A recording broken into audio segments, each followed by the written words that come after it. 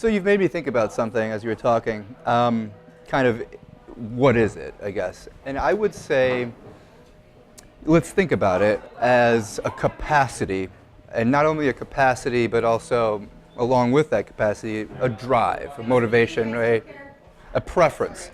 So where I'm going with this is, naturally, people with ADHD have this ability to do these things, and even kind of a pull in that direction.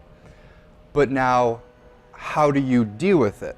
So people without ADHD maybe don't have the capacity or endurance to do some of the things that people with ADHD do, but people with ADHD would probably be best served by understanding how they differ from people, understanding themselves, what motivates them, how they can be effective, and then coming up with a scheme for managing it and pulling it back or applying it differently depending on circumstances. Does that make sense? It does. You know what it makes me think of? Do we have something more than that? I'd say, why not make it a social power?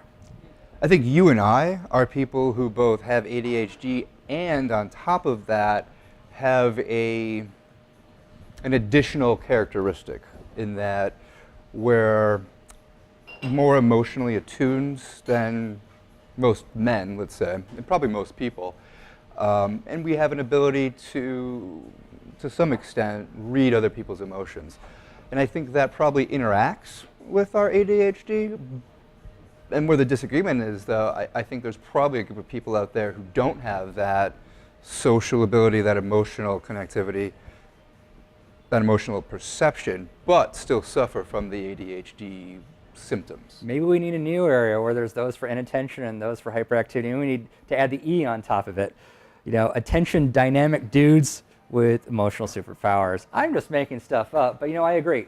We've seen some people who are just so out of tune with it. But you know what? I think it's like a complimentary thing to have this kind of thing, as long as you learn when to manage it. So I think the term is evolving, just like we as people are evolving while working in the digital ecosystem, and that's a good thing. I think we just have to be mindful of the language we use and how it might affect people who don't have it, so we don't come across as arrogant. Because the truth is this: just because we can do things that neurotypical normal people do, doesn't make us a superpower. It just makes us a little easier to blend in and be mindful of social context. Yeah. That's a good thing, but we don't need to wear a cape and have an S on the front of our shirt and bragging about it. It'd be fun, but probably a little weird. I have many other reasons to do that besides that one. Super socialize me. Social technology, boom or bust? That's the question on our minds because we're ADHD dudes in coffee shops. Going a little crazy. A little crazy.